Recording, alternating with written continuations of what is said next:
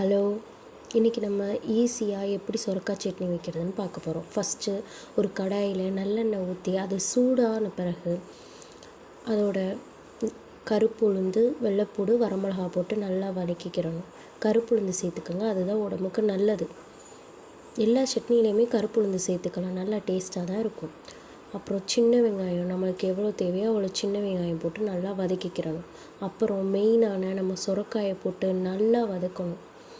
தண்ணியெல்லாம் ஊற்றக்கூடாது. நல்லா வதக்கிட்டு அதோடு சேர்த்து கொஞ்சம் கருவேப்பிலையும் போட்டு வதக்கினா இன்னும் நல்லாயிருக்கும்.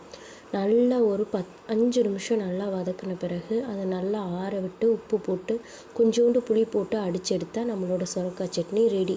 இந்த சுரக்காய் சட்னி உடம்புக்கு அவ்வளோ நல்லது. ப்ரெஷர், சுகர், பிபி, கொலஸ்ட்ரால் இருக்கிறவங்க எல்லாருமே சாப்பிட்லாம்.